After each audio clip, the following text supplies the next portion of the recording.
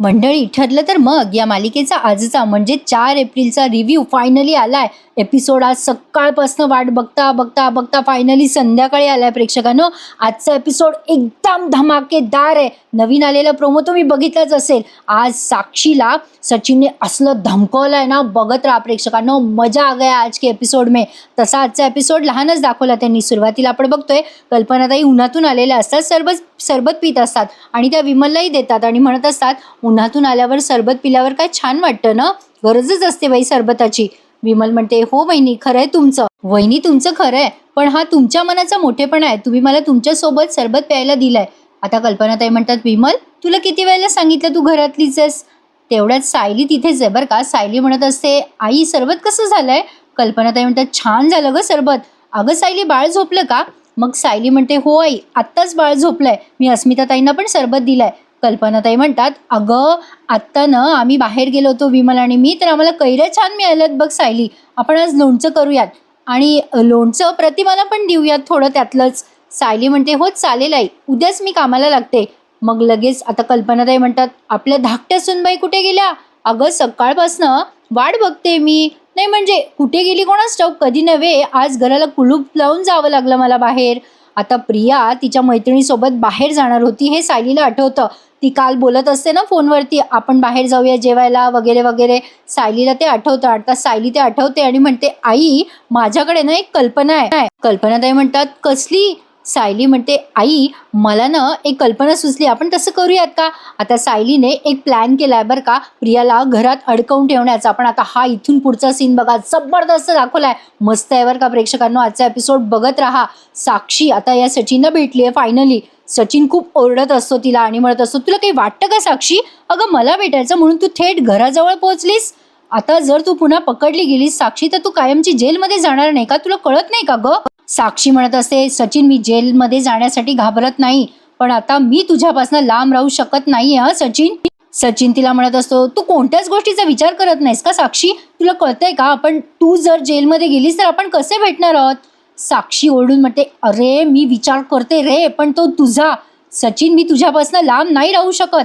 तू नाही भेटलास ना तर मला चैन नाही पडत रे, तुला कळत का नाहीये. मला कळतंय अण्णांना जेलमधून सोडवायला हवंय मी आधी, पण तू सोबत नसल्यावर मला कुठल्याच गोष्टीचं प्लॅनिंग पण करता येत नाहीये सचिन. मला कळत नाहीये मी काय करू. मला तुला भेटायचं असतं. मला खूप इन्सिक्युअर वाटतंय रे, मी खूप इन्सिक्युअर आयुष्य जगतीये सध्या. सचिन म्हणत असतो, तुला जातानाच मी सांगून गेलो होतो मला काही दिवस अस्मिताच्या घरी राहावं लागेल. रोज उठतेस आणि नवीन ड्रामा करतेस तू साक्षी. साक्षी म्हणते, काय तुला माझं प्रेम ड्रामा वाटतोय. सचिन, तुला माझं प्रेम ड्रामा वाटतोय. सचिन म्हणतो, हो वाटतोय मला ड्रामा. अगं तुझ्या या प्रेमामुळे मला प्रॉब्लेम होतोय. साक्षी म्हणते, माझ्या प्रेमामुळे तुला प्रॉब्लेम होतोय. सचिन असं का बोलतोयस तू, तुझं प्रेम नाहीये का माझ्यावर. सचिन वैतागलेला असतो. सचिन म्हणतो, तुला असं बोललोय का मी साक्षी, माझ्या प्रत्येक गोष्टीचा तू वाकडा अर्थ का काढतेस. तुझ्याशी कसं बोलायचं ना तेच मला कळत नाही. सचिन असं म्हणतो आणि गाडीच्या बाहेर उतरतो बरं का. आता इथून पुढचा सीन सचिन आणि साक्षीचा मस्त दाखवलाय त्यांनी. तत्पूर्वी त्यांनी तन्वी, कल्पनाताई आणि सायलीचा सीन घेतलाय. मगाशी सायली म्हटली ना प्रेक्षकांनो, की आता आपण एक काम करूयात का. आता सायलीने तिला घरातच अडकवून ठेवलंय प्रियाला लोणचं करण्यासाठी. आणि प्रेक्षकांनो पुढचा प्रोमो धमाकेदार आहे. नवीन आलेला प्रोमो पण छान आहे. सायलीच्या पायावरच्या तुळशी पत्राचा आता पुन्हा दखल घेतली जाणार आहे. एवढंच नाही तर सायलीला गाठोड्याबद्दल पण कळणार आहे. बघत राहा प्रेक्षकांनो. ठरलं तर मग आता ही विमल खुणवते कल्पनाताईंना आल्या. मग कल्पनाताई म्हणतात, पूर्णाई तन्वीला फोन देते बरं का. प्रिया आली आहे बरं का घरामध्ये. लगेच कल्पनाताई म्हणतात, अच्छा पूर्णाई तुम्हाला तन्वीला बोलायचंय का. देते हा, तिला फोन देते. अगं तन्वी, पूर्णाईचा फोन आहे, बोल ग पूर्णाईशी, त्यांना तुझ्याशी बोलायचंय. प्रिया म्हणते, हो का, दे. मलाही पूर्णाईची आठवण येते खूप. हॅलो पूर्णाजी, कशी आहेस तू. प्रिया फोनवर बोलते आता पूर्णाजीशी आणि म्हणते, कशी, कधी बरं देणार आहेस तू पूर्णाजी. आता तिकडनं पूर्णाजीने काहीतरी सांगितलंय हिला प्रियाला, त्यामुळे तिचा चेहरा उतरलाय बरं का. प्रिया म्हणते, हो करेन ना मी पूर्णाजी. अगं तू मला काहीतरी सांगितलंयस आणि मी करणार नाही असं होईल का. काय करू पूर्णाजी नेमकं. काय मी, अगं पण मला नाही जमत ग ते पूर्णाजी. मग कल्पनाताई आणि सायली हसत असतात ती बोलत असताना पूर्णाजीशी. मग प्रिया म्हणत असते, हो ठीक आहे. आता प्रियाने फोन ठेवला आणि कल्पनाताईंकडे दिलाय. कल्पनाताई म्हणतात, हा पूर्णाई बोला, काय सांगत होतात तुम्ही तन्वीला. सॉरी प्रेक्षकांनो, त्या बोलतायत अजून पूर्णाजी. कल्पनाताई म्हणतात, अच्छा तिच्याकडनंच करून घ्यायचंय का. बरं बरं पूर्णाई, ठीक आहे, हरकत नाही आहे.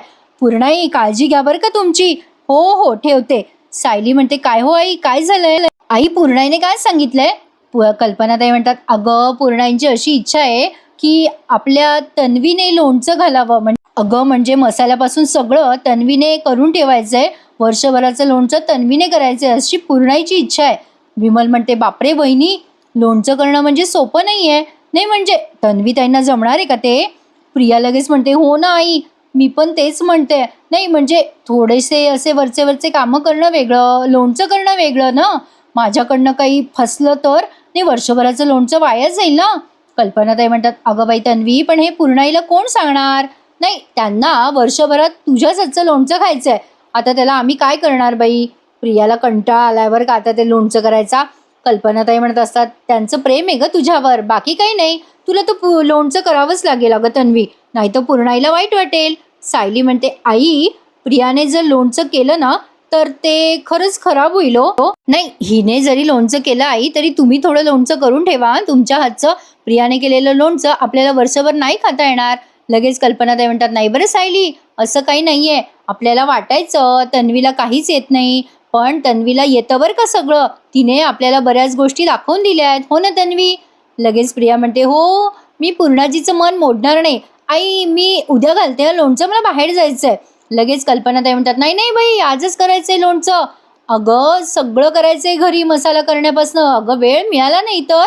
लगेच प्रिया म्हणते, नाही नाही अगं, मी बाहेर जाते आई, मी कैऱ्या घेऊन येते चांगल्या आणि मग लोणचं करते. लगेच कल्पनाताई म्हणतात, अगं विमलने आणि मी बाहेर गेलो होतो ना, विमल आणि मी, तेव्हाच कैऱ्या आणल्यात. जा जा जा, कामाला लाग. प्रिया आता सायलीकडे बघायला लागते केविलवाणी. सायलीने तिला मुद्दाम अडकवून ठेवलंय बरं का. प्रिया म्हणत असते, आई, मी माझी पर्स तरी ठेवून येऊ का?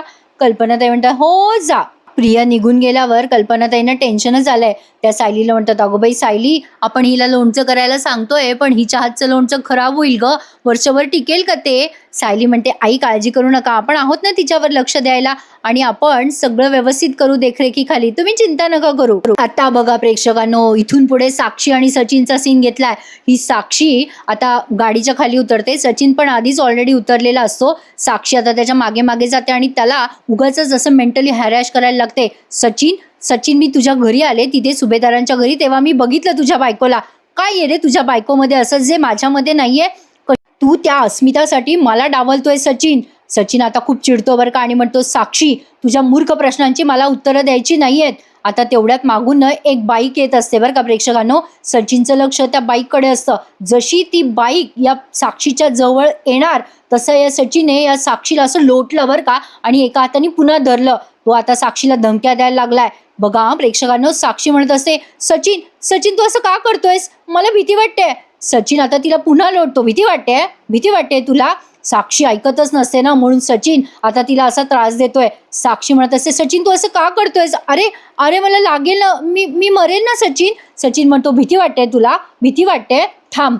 आता तेवढ्यात एक ट्रक येत असतो बरं का. साक्षी घाबरते. साक्षीला वाटतं की सचिन आता या ट्रक खाली आपल्याला फेकून देणार. सचिन तिच्याकडे रागाने बघत असतो, खूप रागाने बघत असतो. सचिनचं एक वेगळंच रूप आपल्याला आज बघायला मिळालंय. साक्षी म्हणत असते, नाही सचिन, सचिन ऐक, सचिन तू असं काही करणार नाहीये सचिन. सचिन आता वाट बघत असतो. त्या ट्रकला जवळ येताना त्याने बघितलं, आणि साक्षीला आता पुन्हा एकदा त्या ट्रकच्या जवळ तो लोटणार असतो. पण तत्पूर्वी तो तिला सांगतो, तुला सारखं सारखं बोलतोय मी, माझं ऐक, तू माझं ऐकत नाहीयेस. काही दिवस तुला मी सांगतोय तसं ऐकावंच लागेल, पण तुला समजून सांगायची हीच पद्धत आहे, तुला कळत नाही ना सोप्या भाषेत. आता तेवढ्यात तो ट्रक आलेला असतो, तेव्हा सचिनने त्या साक्षीला ट्रक खाली असं फेकलेलं असतं जवळपास, आणि एका हाताने धरलेलं असतं. बापरे, जबरदस्त दाखवलाय हा सीन. आता जेव्हा ट्रक तिला चिरडणार तेवढ्या सचिनने तिला असं धरलंय आणि त्या गाडीला असं लोटलंय बरं का, आणि आता तो तिला धमकी देतोय बरं का. साक्षी खूप घाबरलेली असते. साक्षीला आता एक बाप मिळालाय, तिच्यापेक्षाही वरचढ माणूस तिला मिळालाय. सचिन म्हणत असतो, माझं तुझ्यावर प्रेम आहे, याचा गैरफायदा घेऊ नको साक्षी. मी आधीच एका विचित्र परिस्थितीत सापडलेला माणूस आहे, आणि कात्रीत अडकलेल्या माणसाकडनं कधी काय घडेल ना याचा कधी भरोसा नसतो. मी जर तुला तुझ्या आयुष्यात हवा असेल ना, तर तुला माझ्या टर्म्स अँड कंडिशनवर चालावं लागणार आहे. सचिनचं असं म्हणणं आहे की मी ज्या अटी आणि शर्ती घालेल त्याच अटी शर्तीवर तुला राहावं लागेल माझ्यासोबत. साक्षीला त्याने सपशेल धमकवलंय बरं का. साक्षीला कळलंय की आता सचिन काय चीज आहे. मला नाही वाटत आता साक्षी पुन्हा या सचिनला भेटायचा प्रयत्न करेल. मस्त दाखवला प्रेक्षकांनो हा एपिसोड. म्हणजे साक्षीला अशी कोणीतरी अद्दल घडवणारा पाहिजेच होता. मस्त दाखवलाय. पण काय वाट बघायला लावली बाबा आज अर्ध्या तासाच्या एपिसोडसाठी दिवसभर वाट बघायला लावली आज यांनी. असो आता बघा साक्षी चांगलीच घाबरली आहे. इकडे नागराज आणि मैपतचा सीन घेतलाय. काल आपण पाहिलं होतं नागराज मैपतला म्हणत असतो दोस्तीचा हात पुढे कर. मैपतने त्यावर उत्तर दिलेलं नसतं. सगळे कैदी जेवायला बसलेले असतात. नागराज मैपतच्या बाजूला येतो आणि म्हणतो मैपत विचार केलायस का आपण पुन्हा एक टीम होणार आहोत की नाही. मैपत बोल. हे मैपत आपण असेच एकमेकांचे प्रॉब्लेम वाढवणार आहोत का. एकमेकांचे लचके तोडणार आहोत का.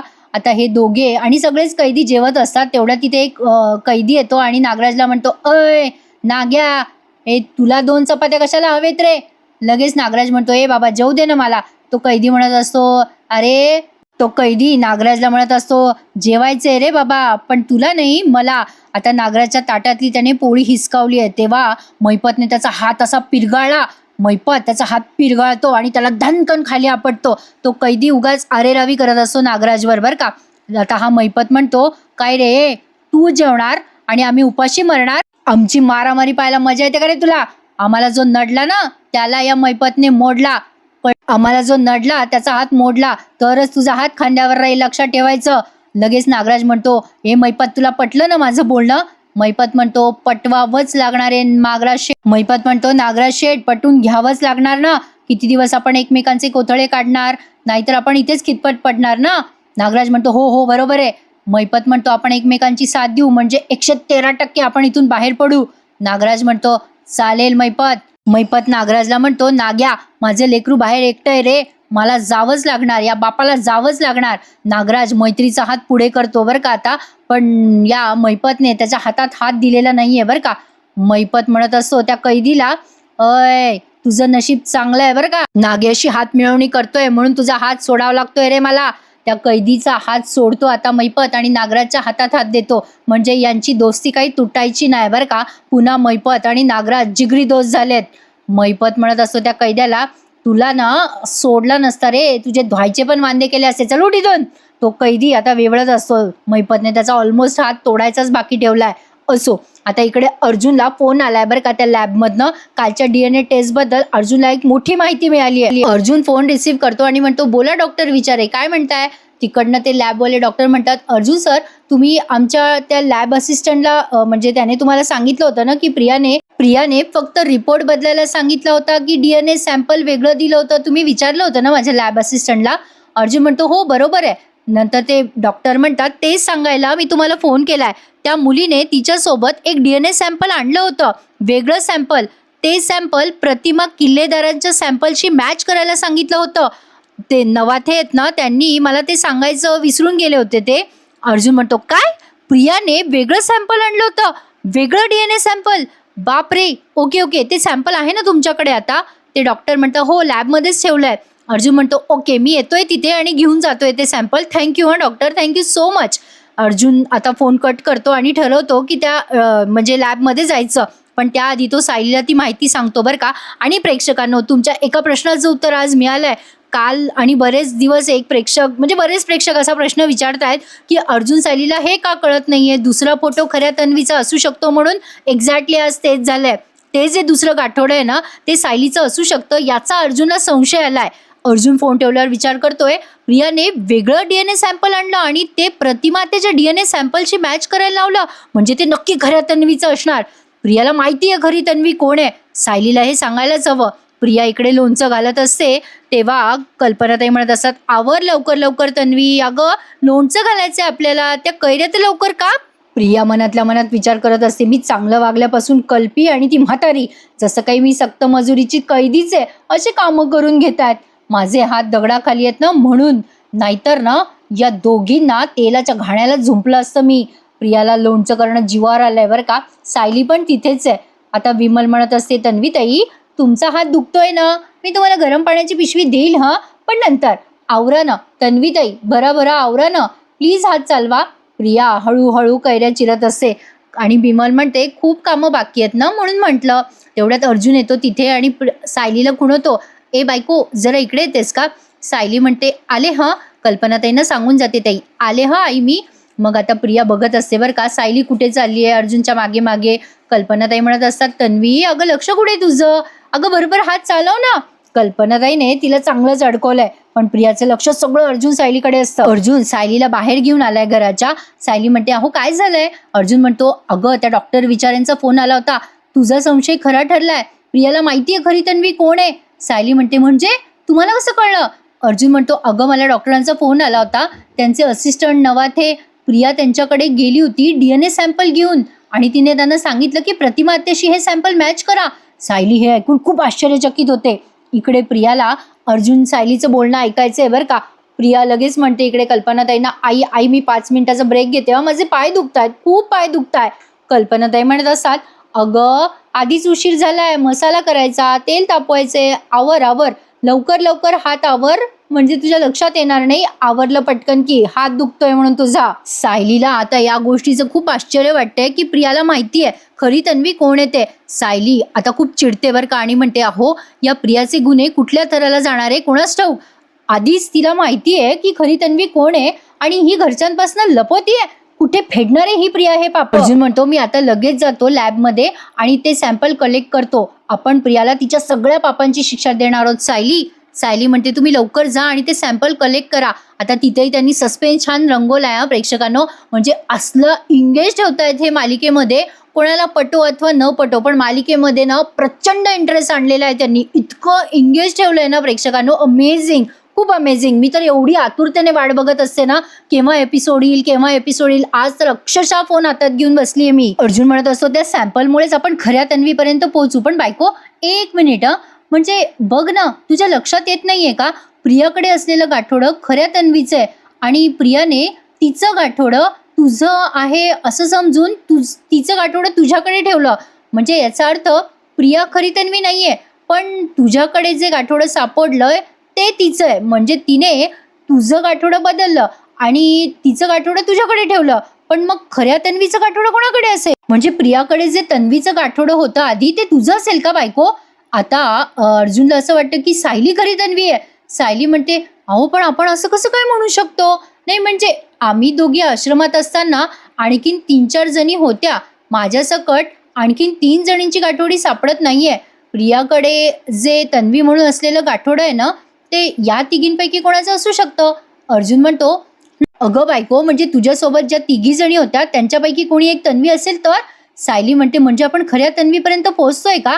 अर्जुन म्हणतो एक्झॅक्टली, प्रियाने ते DNA सॅम्पल कुठून आणलेत ना मॅच करायला ते कळायलाच हवंय.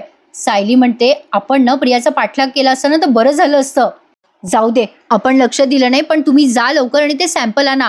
अर्जुन आता चैतन्याला कॉल करतो आणि त्या लॅबमध्ये जातो. इथे ना थोडं करेक्शन आहे बरं का प्रेक्षकांनो, म्हणजे तिथे ना मधुभाऊंच्या आश्रमात फक्त प्रिया आणि सायलीचंच गाठोडं गायब होतं बरं का.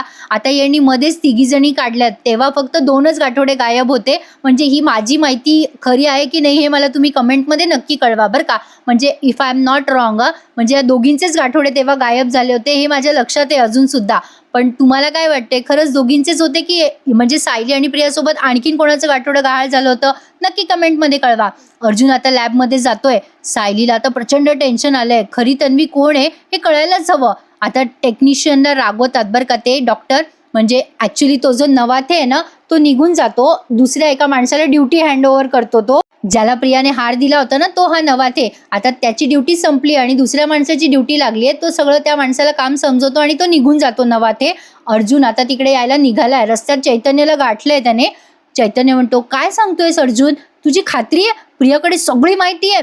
अर्जुन म्हणतो अरे अंदाज नाही खात्रीचे रे बाबा. अरे प्रियाकडे कुठून आलं असणार आहे ते DNA सॅम्पल प्रतिमा आत्याशी मॅच करण्यासाठी? नाही म्हणजे जोपर्यंत प्रियाने DNA सॅम्पल जे DNA सॅम्पल सबमिट केलेत त्याचे रिपोर्ट आले पाहिजे तोपर्यंत आपण काहीच बोलू शकत नाही. चैतन्य मला असं वाटतं आपण आता या विषयावर बोलायला नकोया, आधी आपण प्रियाने जे सॅम्पल केलेत ना तिथे सबमिट ते आपल्याकडे घेऊन घेऊयात, चल लवकर.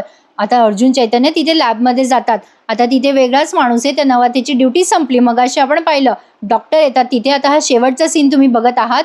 आता या नवाथेने ना म्हणजे अर्जुन यायच्या आधीच ते प्रियाचं सॅम्पल पाहिलंय, म्हणजे प्रियाने जे सॅम्पल आणून दिलं ना सायलीचं, खऱ्या तन्वीचं, त्यावरती त्या नवाथेने लिहिलेलं असतं डोंट यूज धिस. कळतंय ना तुम्हाला प्रेक्षकांनो? मला सांगा काही गडबड झाली तर.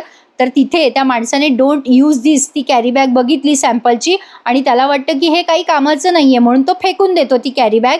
आणि मग तेवढ्यात तिथे कचरा गोळा करणारा पण एक माणूस येतो बरं का, आणि ते जे सॅम्पल आहे ते कचरा कुंडीत चाललं जातं. म्हणजे तेवढ्यात तिथे अर्जुनची पण एंट्री दाखवली आणि अर्जुन येण्याच्या आधीच तो कचरेवाला तो स्क्रॅप घेऊन चालला जातो बरं का. आता बघा अर्जुनला सापडतं बरं का ते पण सॅम्पल प्रेक्षकांनो, डोंट वरी. पण त्यांनी सस्पेन्स छान रंगवलाय आपल्याला थोडंसं मनोरंजन व्हावं म्हणून. आता अर्जुन तिथे पोहोचतो चैतन्यासोबत. अर्जुन आता त्या लॅबमध्ये पोहोचणारच असतो, पण उगाच मध्ये थोडासा प्रियाचा सीन घेतलाय. प्रियाला आता ठसका लागलेला असतो तिखटाचा. प्रिया म्हणत असते, आई बाजारात मिळतो ना तयार मसाला लोणच्याचा, मग आपण घरी का करतोय? कल्पनाताई म्हणतात, अगं हो बाई मिळतो बाजारात मसाला, पण पूर्णाईंना ते बाजारातले मसाले आवडत नाहीत, त्यांना घरचाच मसाला लागतो. कल्पनाताईने असं म्हटल्या प्रिया म्हणते, अगं आई पण चव तर सारखीच असते ना मसाल्याची. विमल म्हणते, नाही नाही अहो असं कसं तन्वीताई, अहो घरातल्या मसाल्यांची चव वेगळीच असते बरं का, हो ना वहिनी? कल्पनाताई म्हणतात, हो तर. आता सायली तिथेच बसली आहे. अर्जुनने जे मगाशी सांगितलं ना सायलीला आता अर्जुनचे ते वाक्य आठवत आहेत गाठोड्याबद्दलचे. सायली त्याचा विचार करत असते तिथे बसल्या बसल्या. अर्जुन आता तिथे लॅबमध्ये फायनली पोहोचलाय बरं का प्रेक्षकांनो. आता ते डॉक्टर विचारतात, इथे जे DNA सॅम्पल होते ना ते कुठे टाकलेस तू? तो माणूस म्हणतो, सर मी आता ते स्क्रॅपमध्ये टाकले. अर्जुन आणि चैतन्याच्या भुवया उंचावल्यात. काय स्क्रॅपमध्ये टाकले? आता ते डॉक्टर ओरडतात त्या मुलाला बरं का, अरे बाबा ते सॅम्पल टाकायचं नव्हतं, ते यांच्यासाठी महत्त्वाचं होतं. आता त्या मुलाला बिचारायला गोंधळ झालाय. तो माणूस म्हणतो, ड्युटी हँडओव्हर करताना नवाथेने तुला काही सांगितलं होतं का? तो मुलगा म्हणतो, अहो सर ते सांगून गेले होते मला ही बाकीची सॅम्पल टेस्टसाठी आहेत, पण इथे जे DNA सॅम्पल होतं ना तिथे क्रॉस मार्क केलं होतं आणि त्यावर लिहिलेलं होतं की डोंट यूज धिस. डॉक्टर चिडतात आणि म्हणतात, तुला काय वाटतं ते सांगू नकोस. इतकं मोठं कसं काय घोटाळा केला रे तू? आता ते चिडणार. तेवढ्यात अर्जुन म्हणतो, डॉक्टर इकडचा जो कचरा जमा होतो तो सांगा बरं मला कुठे जातो? ते डॉक्टर म्हणतात, अहो आत्ता इकडे म्हणजे नेला असेल त्या माणसाने, म्हणजे ते कलेक्ट करतात आणि फेकून देतात कुठेतरी नेऊन. तो माणूस म्हणतो, अहो आत्ताच तो गेला असेल बाहेर, म्हणजे सगळा कचरा अजून हॉस्पिटलमध्येच असेल, व्हॅन नसेल आली मोठी अजून कचऱ्याची. अर्जुन आता तो सगळा कचरा शोधायला जाणारे बिचारा प्रेक्षकांनो. आजच त्यांनी इथे हा एपिसोड आता संपवलाय. उद्याच्या भागात त्यांनी दाखवलंय सायलीने कोणाला तरी फोन लावलाय आणि गाठोड्याबद्दल सांगितलंय की बाकीची 3 ज्या मुलींची गाठोडी आहे ना ती कुठे ठेवली असं ती कोणाला तरी फोनवर विचारते आणि प्रिया ते ऐकते आणि तिला आता टेन्शन आलंय की हे गाठोड्यापर्यंत पोहोचलेत.